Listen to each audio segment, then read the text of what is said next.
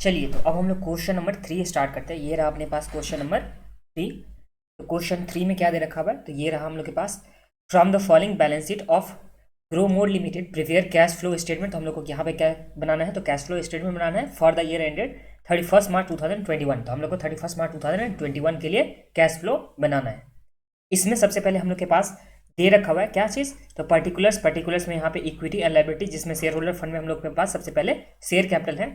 फिर यहाँ पे रिजर्व एंड सरप्लस दे रखा है। फिर हम लोग के पास नॉन करेंट लायबिलिटी में लॉन्ग टर्म बोरिंग है, करेंट लायबिलिटी में ट्रेड पेबल है, अदर करेंट लायबिलिटी है, और उसके बाद शॉर्ट टर्म प्रोविजन, जो किस चीज़ के लिए है, तो शॉर्ट टर्म प्रोविजन यहाँ पे प्रोविजन फॉर टैक्सेस के लिए है। ठीक है, यहाँ तक तो आप लोगों को कोई प्रॉब्लम नहीं है। अब देखिए आगे क्या दे रखा है हम लोग के पास, एसेट में यहाँ पे नॉन करेंट एसेट जिसमें प्रॉपर्टी प्लांट एंड इक्विपमेंट, फिर यहाँ पे नॉन करेंट इन्वेस्टमेंट दे रखा हुआ है, फिर करेंट एसेट में इन्वेंट्री दे रखा है, फिर यहाँ पे ट्रेड रिसीवेबल, और आगे हम लोग के पास क्या दे रखा हुआ है, तो यहाँ पे आगे देख लीजिए कैश एंड कैश इक्विवेलेंट, जो हम लोग के पास दोनों साल का दे रखा हुआ है। ठीक है, अब इसी का जो हम लोग के पास बैलेंस शीट में आइटम दे रखा था, उसका नोट्स टू अकाउंट्स में क्या दे रखा है, तो इसमें दे रखा है रिजर्व एंड सरप्लस में हम लोग के पास दो तरह का रिजर्व है, एक है रेवेन्यू रिजर्व, दूसरा क्या है प्रॉफिट एंड लॉस अकाउंट। तो ये हम लोग के पास हो गया। फिर लॉन्ग टर्म बोरिंग में हम लोग के पास क्या है, डिवेंचर दे रखा है issued at end of year, मतलब जो भी लॉन्ग टर्म बोरिंग था उसमें क्या है, डिवेंचर है जो एंड ऑफ द ईयर में यहाँ पे इशू किया गया है। तो ये हम लोग के पास सम्स में गिवन है।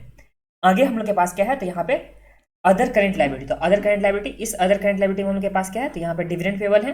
फिर जब आगे हम लोग बढ़ते हैं तो आगे हम लोग के पास यहाँ पे प्रॉपर्टी प्लांट एंड इक्विपमेंट, जिसमें यहाँ पे प्लांट एंड मशीनरी, फिर यहाँ पे लैंड एंड बिल्डिंग दे रखा है। तो दोनों का हम लोग के पास वैल्यू दे रखा है, जो नेट कैरिंग वैल्यू दे रखा हुआ है। और आगे हम लोग के पास इन्फॉर्मेशन है, जिससे हम लोग को क्या प्रिपेयर करना है, तो यहाँ पे prepare cash flow statement. Information में क्या क्या दे रखा है, तो देखिए depreciation at the rate 25% was charge on opening balance of the plant and machinery. तो सम्स में हम लोग के पास क्या बोला कि डेप्रीसिएशन पे 20% चार्ज करना है जो ओपनिंग बैलेंस पे, और सम्स में ओपनिंग बैलेंस कितना है, तो देखिए ये 2020 का ये रहा हम लोग के पास ओपनिंग बैलेंस, और ये हम लोग के पास क्या रहा क्लोजिंग बैलेंस। तो हम लोग को ओपनिंग बैलेंस पे जो हम लोग के पास प्लांट एंड मशीनरी दे रखा ना ओपनिंग बैलेंस जो 5 लाख का, तो इस 5 लाख पे हम लोग को डेप्रीसिएशन चार्ज करना है जो कितना, तो यहाँ पे बोल दिया 25%। तो 25% हम लोग को इस पे डेप्रीसिएशन चार्ज करनी है।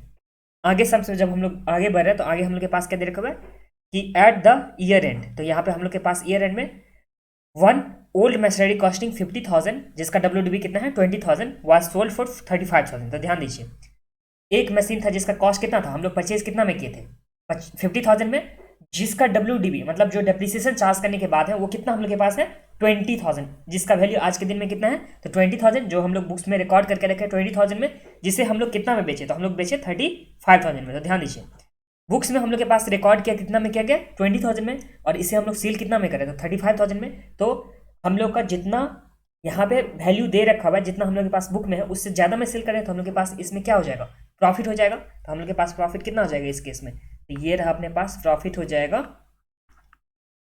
35,000 में हम लोग सेल किए हैं, और 20,000 इसका कॉस्ट था, तो हम लोग के पास प्रॉफिट जो हो गया वो कितना हो गया, तो यहाँ पे 15,000, ये हम लोग के पास प्रॉफिट हो गया। फिर सम्स में आगे हम लोग के पास क्या बोल रहा है, तो सम्स में हम लोग के पास आगे बोल रहा है कि 50,000 paid towards the income tax. तो हम लोग के इनकम टैक्स के टुवर्ड्स में कितना पे करना है 50,000। फिर बोला construction of a building got completed on 31 मार्च 2021। तो ये जो हम लोग के पास लैंड एंड बिल्डिंग दे रखा है ना ये, तो इस लैंड बिल्डिंग 31 मार्च 2021 को क्या हो रहा है, कंप्लीट हो रहा है। हेंस नो डेप्रीसिएशन में भी चार्ज ऑन द सेम, तो हम लोग को इस पर कुछ भी डेप्रीसिएशन चार्ज नहीं करना है। और इसी के साथ ये सम्स भी हम लोग के पास जो क्वेश्चन था वो कंप्लीट हुआ। बट अभी हम लोग चलेंगे सॉल्यूशन में, मतलब क्वेश्चन रीड करना कंप्लीट हुआ था। चलिए तो अब आ जाइए सॉल्यूशन वाले पार्ट में, एक एक चीज़ पहले पढ़ेंगे उसके बाद हम लोग समझेंगे। ध्यान दीजिए इसमें क्या था, हम लोग के पास स्पेसिफाई मेथड करके रखा हुआ है, तो आंसर इज नो। तो हम लोग के पास स्पेसिफाई मेथड भी नहीं है, यहाँ पे कैश अकाउंट भी नहीं दे रखा है, बैंक अकाउंट भी नहीं दे रखा है। तो हम लोग कौन से मेथड से जाएंगे, तो हम लोग जाएंगे इनडायरेक्ट मेथड से। और इनडायरेक्ट मेथड में ध्यान दीजिए जब हम लोग स्टार्ट करते थे कहाँ से स्टार्ट करते थे, नेट प्रॉफिट से स्टार्ट करते थे। बट सम्स में तो प्रॉफिट नहीं दे रखा हुआ है, बट हाँ नेट प्रॉफिट तो नहीं दे रखा है। बट यहाँ पे हम लोग के पास क्या बोला कि प्रॉफिट एंड लॉस अकाउंट दे रखा है, प्रॉफिट एंड लॉस अकाउंट दे रखा है जो दोनों साल का दे रखा हुआ है। और यहाँ पे रिजर्व भी दे रखा है जो हम लोग के पास दोनों ये साल का दे रखा हुआ है। और इसमें जो भी एडजस्टमेंट होगा वो एडजस्टमेंट हम लोग यहाँ पे करेंगे। और हम लोग हमेशा क्या लेते थे, तो नेट प्रॉफिट बिफोर टैक्स लेते थे। तो नेट प्रॉफिट बिफोर टैक्स, तो हम लोग जो भी टैक्स का इसमें एडजस्टमेंट होगा वो भी हम लोग यहाँ पे सम्स में करेंगे और सम्स पे आगे बढ़ेंगे। तो चलिए आ जाइए कॉपी में आप लोग, ये रहा हम लोग के पास क्वेश्चन नंबर 3। क्वेश्चन नंबर 3 सबसे पहले हम लोग यहाँ पे कैश फ्लो का क्या बना लेते हैं, फॉर्मेट बना लेते हैं। तो आ जाइए आप लोग फॉर्मेट बना लीजिए सबसे पहले कैश फ्लो का।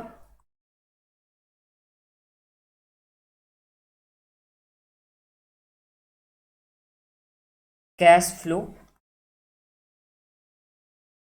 स्टेटमेंट,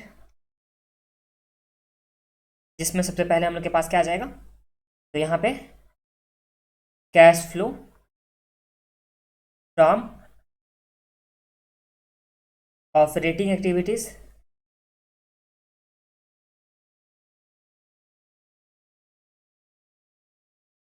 सबसे पहले हम लोग के पास क्या आ गया कि cash flow from operating activities. फिर दूसरा हम लोग बना लेते हैं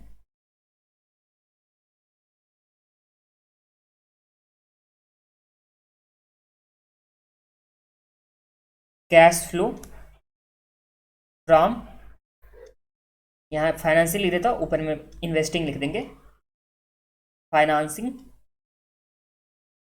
एक्टिविटीज। यहाँ पे चलिए लिखते हैं cash flow from investing activity.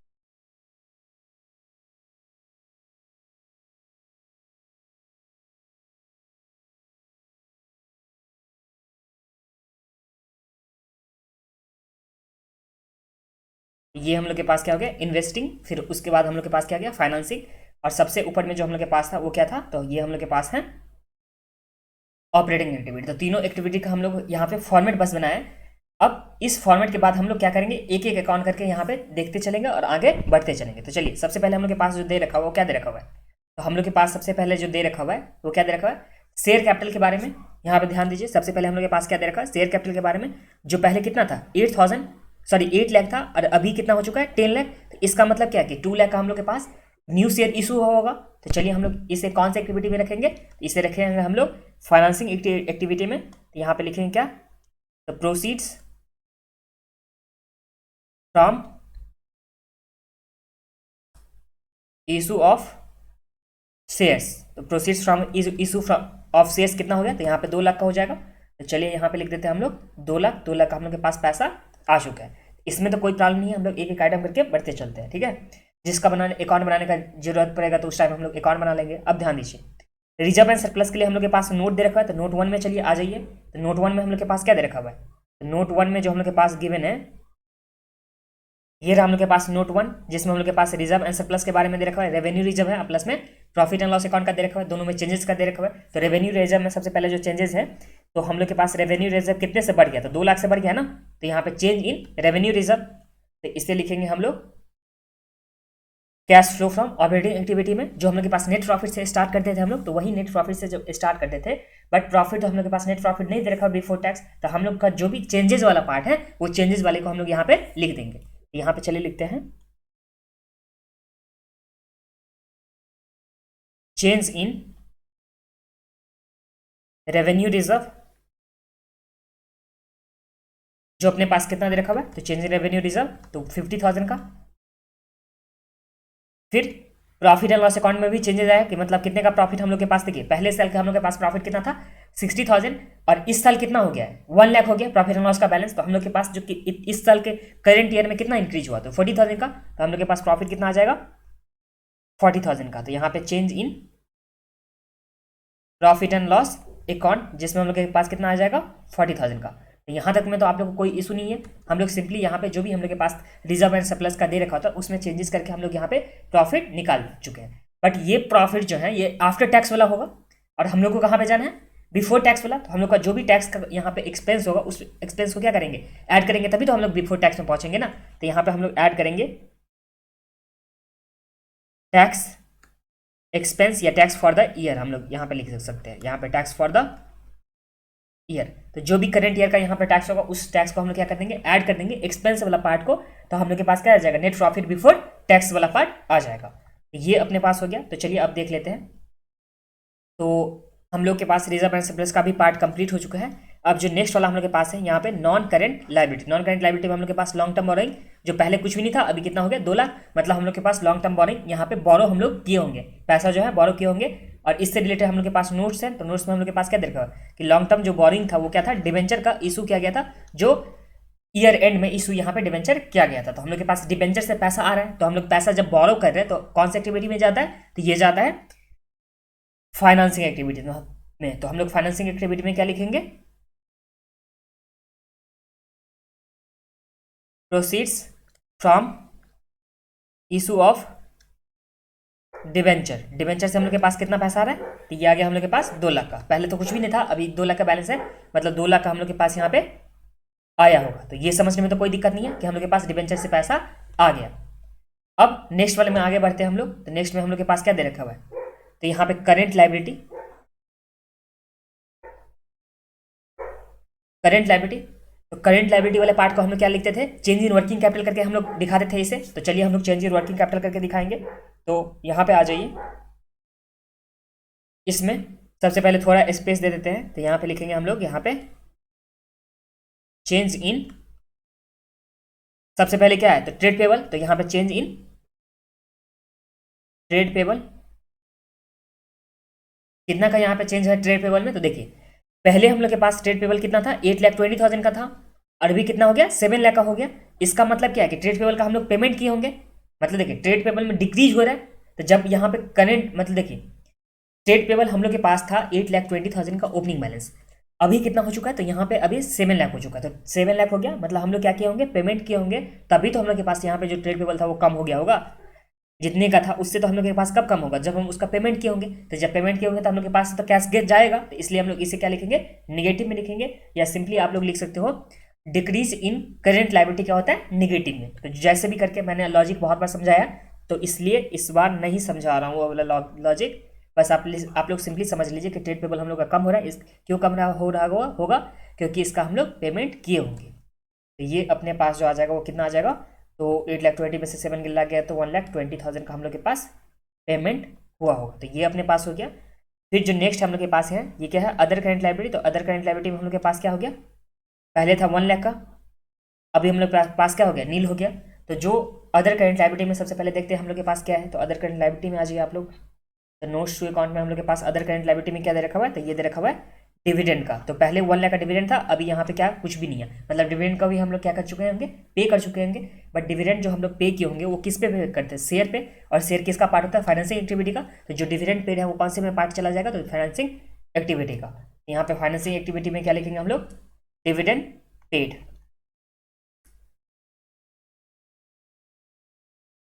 जो कितना आ जाएगा हम लोग के पास, तो यहाँ पे आ जाएगा 1 लाख का डिविडेंड हम लोग यहाँ पे पेमेंट कर चुके हैं। ये हो गया हम लोग के पास। अब देखिए डिविडेंड का हम लोग के पास हो गया। अब जो नेक्स्ट हम लोग के पास क्या है, तो यहाँ पे प्रोविजन फॉर टैक्स के लिए दे रखा हुआ है। तो प्रोविजन के टैक्स के लिए हम लोग के पास दे रखा है, तो इसका हम लोग क्या बनाते हैं, अकाउंट बनाते हैं। तो चलिए नीचे आ जाइए, हम लोग बनाएंगे यहाँ पे प्रोविजन फॉर टैक्स का अकाउंट। तो ये आ जाइए प्रोविजन फॉर टैक्स, इसका हम लोग अकाउंट बनाते हैं। इसमें सबसे पहले प्रोविजन फॉर टैक्स क्या होता है, लायबिलिटी होता है। तो लायबिलिटी का बैलेंस क्या होता है, क्रेडिट बैलेंस होता है।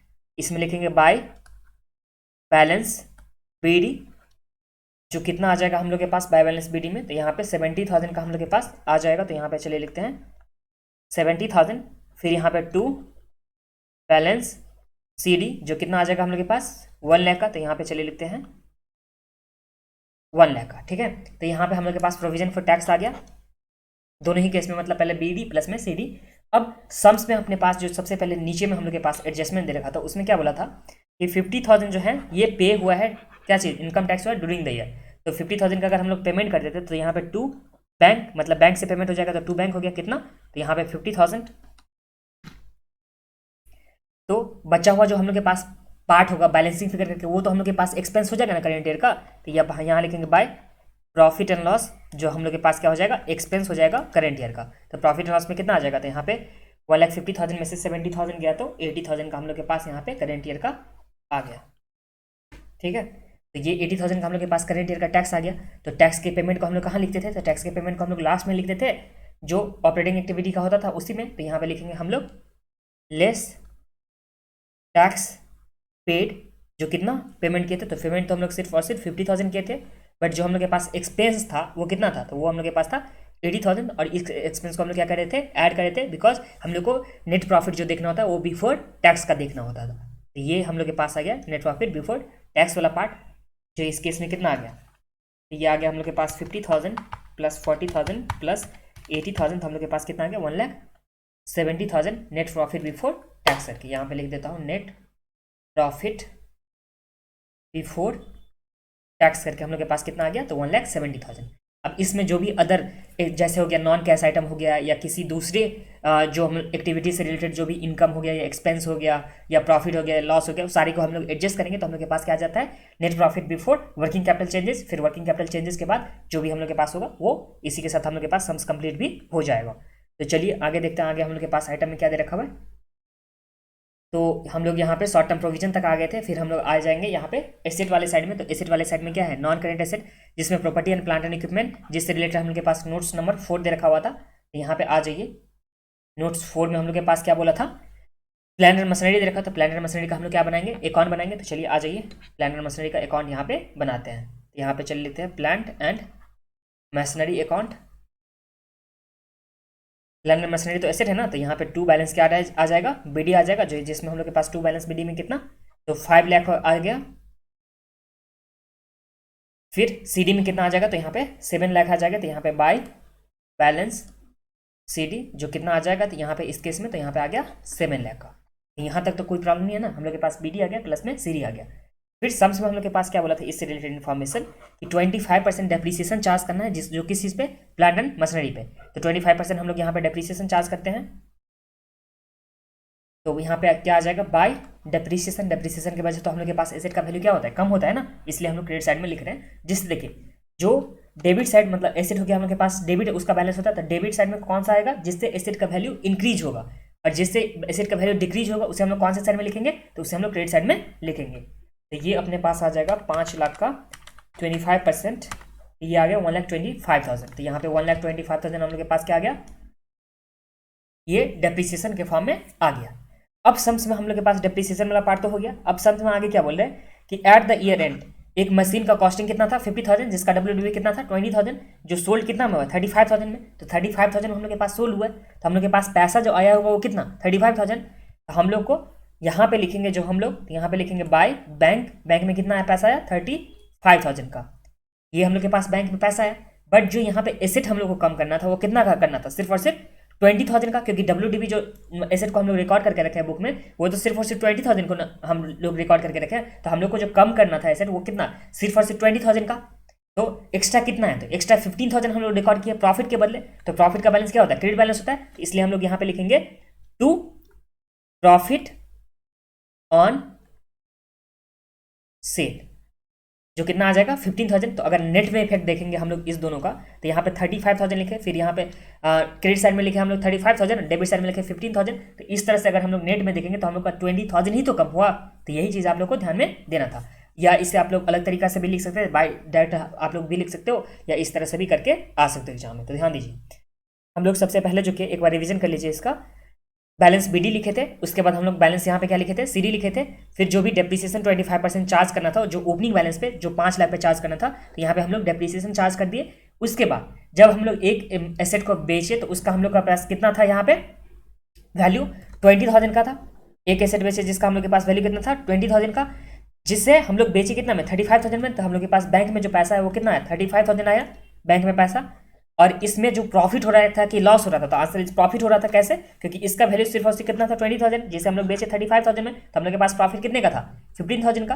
तो यही 15,000 हम लोग यहाँ पे लिख दिया प्रॉफिट ऑन सेल, ये हो गया।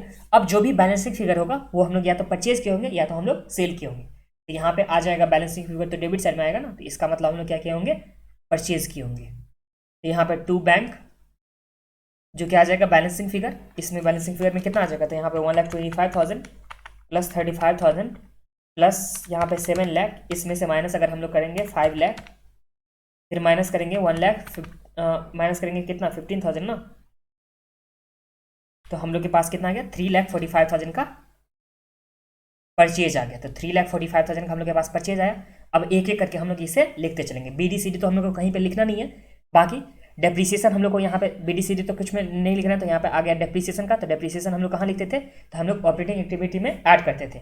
फिर प्रॉफिट जो था ऑन सेल, तो प्रॉफिट की वजह से हम लोग के पास जो था ऑपरेटिंग प्रॉफिट का जो था यहाँ पे प्रॉफिट की वजह से इंक्रीज हो गया होगा। बट ये प्रॉफिट तो कौन से हेड से रिलेटेड है, तो ये प्रॉफिट हम लोग के पास हेड है इन्वेस्टिंग एक्टिविटी से रिलेटेड। तो इसे हम लोग इन्वेस्टिंग एक्टिविटी में लिखना चाहिए, ना कि ऑपरेटिंग एक्टिविटी में। तो इसलिए हम लोग इसका इफेक्ट क्या करेंगे, खत्म करेंगे। तो प्रॉफिट के वजह से हम लोग के पास जो प्रॉफिट के बढ़ गया होगा उस प्रॉफिट को हम लोग को क्या करना होगा, कम करना होगा, तभी तो इसका इफेक्ट खत्म होगा ना। तो यही चीज़ हम लोग यहाँ पे करने वाले हैं।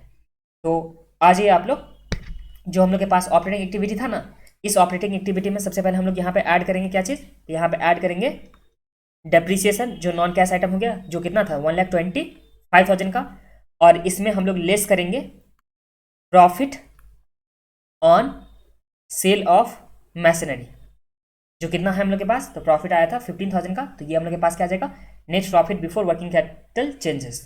तो यहाँ पे net profit before working capital changes जो कितना आ जाएगा इस केस में, तो ये आ जाएगा हम लोग के पास 170,000 प्लस करेंगे 125,000, इसमें से माइनस करेंगे हम लोग कितना 15,000, तो हम लोग के पास आ गया 2,80,000 का। तो यहाँ पे 2,80,000 हम लोग के पास बिफोर वर्किंग कैपिटल चेंजेस करके आ चुका है। यहाँ तक तो आप लोगों को कोई प्रॉब्लम नहीं है। हम लोग सिंपली मशीनरी का अकाउंट बनाए थे, मशीनरी का अकाउंट में पहले बीडी लिखे, फिर सीडी, जो भी डेप्रिसिएशन था वो लिखे थे, फिर जितना पैसा हम लोग को बेच करके आया था वो दे रखा था, और इससे रिलेटेड जो भी हम लोग के पास प्रॉफिट था उसे भी हम लोग लिख चुके थे, और उसके बाद जो भी बैलेंस शीट वगैरह है उससे हम लोग परचेज किए थे, तो वो भी परचेज वाला पार्ट भी हम लोग लिख देते हैं। तो यहाँ पे चलिए लिखते हैं परचेज ऑफ मशीनरी, जो हम लोग कितना का परचेज किए थे 345,000 का, तो यहाँ पे लिखेंगे हम लोग 3,45,000, और हम लोग सेल भी किए थे ना मशीनरी को, तो यहाँ पे सेल ऑफ ओल्ड मशीनरी,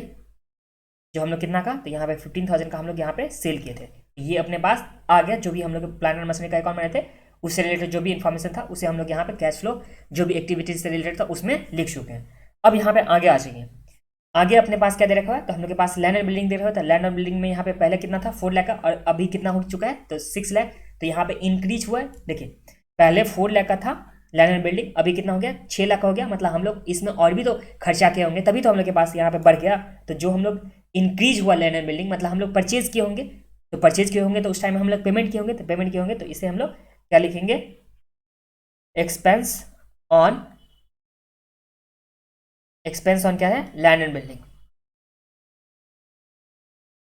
तो लैंड एंड बिल्डिंग में हम लोग एक्सपेंस किए होंगे, जो कितना का 2 लाख का, क्योंकि सम से बोला हुआ था ना कि जो कंस्ट्रक्शन है इसी साल कंप्लीट हुआ, इस पर कोई डेप्रिसिएशन चार्ज नहीं करना है, तो ये हम लोग के पास आ गया। अब सम्स में आगे हम लोग के पास जब बढ़ेंगे तो हम लोग के पास क्या आ गया, तो ये हम लोग के पास आ गया। फिर नॉन करेंट इन्वेस्टमेंट दे रखा है, नॉन करेंट इन्वेस्टमेंट जो हम लोग के पास पहले कुछ भी नहीं था, अभी कितना हो गया 1 लाख हो गया, मतलब हम लोग कहीं पे पैसा इन्वेस्ट किए होंगे, तो हम लोग के पास से पैसा तो गया होगा, तो इसलिए ये इससे कौन सी एक्टिविटी में लिखेंगे, इन्वेस्टिंग एक्टिविटी में। यहाँ पे इन्वेस्टमेंट मेड, हम लोग के पास पैसा गया होगा, कितना गया, तो 1 लाख का, तो यहाँ पे हम लोग लिख देंगे 1 लाख निगेटिव में, ठीक है। तो ये हम लोग के पास आ गया। अब जो नेक्स्ट हम लोग आगे बढ़ेंगे तो हम लोग के पास यहाँ पे दे रखा करेंट एसेट, तो हम लोग करेंट एसेट को कहाँ पे दिखा देते हैं, चेंज इन वर्किंग कैपिटल में। तो यहाँ पे चलिए लिखते हैं करेंट एसेट में सबसे पहले हम लोग के पास इन्वेंट्री है, इन्वेंट्री पहले था 2 लाख का, अभी कितना हो गया 4 लाख का, मतलब इंक्रीज हो गया। तो जब एसेट में इंक्रीज होता है उसे हम लोग क्या करते थे, माइनस करते थे, क्योंकि हम लोग परचेज किए होंगे तो उस केस में हम लोग पैसा पेमेंट किए होंगे, तो इसलिए हम लोग इसे माइनस करेंगे। यहाँ पे चेंज इन इन्वेंट्री, जो हम लोग के पास कितना आ जाएगा, तो 2 लाख का, तो यहाँ पे आ जाएगा 2 लाख का चेंज इन इन्वेंट्री करके। फिर जो नेक्स्ट हम लोग के पास है ट्रेड रिसीवेबल, ट्रेड रिसीवेबल कितना है, पहले है 7 लाख का, अभी कितना हो गया 5 लाख का, मतलब 2 लाख का यहाँ पे कोई ना कोई पेमेंट कर दिया होगा हम लोग को। तो जब पेमेंट किया होगा तो हम लोग के पास पैसा आया होगा ना, यहाँ पे लिखेंगे हम लोग चेंज इन ट्रेड रिसीवेबल, जो कितना हम लोग के पास है, तो यहाँ पे 2 लाख का यहाँ पे आ गया होगा, ये हो गया। अब जब नेक्स्ट हम लोग आगे बढ़ते थे, हम लोग के पास क्या दे रखा, कैश एंड कैश इक्विवेलेंट, और तो हम लोग के पास इन्फॉर्मेशन कुछ ही नहीं दे रखा था ना, सारा तो हम लोग कर ही चुके हैं। तो कैश एंड कैश इक्विवेलेंट दे रखा, तो जिसमें हम लोग के पास ओपनिंग बैलेंस दे रखा, क्लोजिंग बैलेंस क्या हो जाता है, नील। तो हम लोग के पास आ जाएगा, यहाँ पे ऐड करेंगे ओपनिंग बैलेंस, जो हम लोग के पास क्या है 2 लाख का, तो यहाँ पे आ जाएगा हम लोग के पास क्लोजिंग बैलेंस, जो क्या आ जाएगा, तो यहाँ पे हम लोग के पास क्लोजिंग बैलेंस है नील आना, और इसी के साथ ये सम्स भी कंप्लीट हो जाएगा। तो चलिए सिंपली हम लोग इसे ऐड करके देख लेते हैं।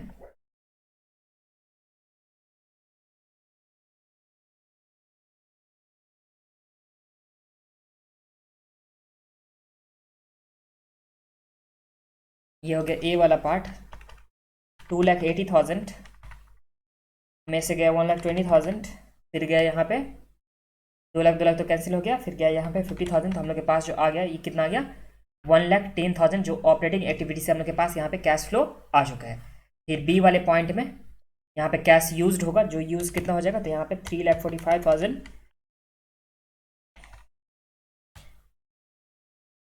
इसमें हम लोग के पास कैश जो यूज्ड हो गया वो कितना हो गया, ये कितना था 345,000 ना।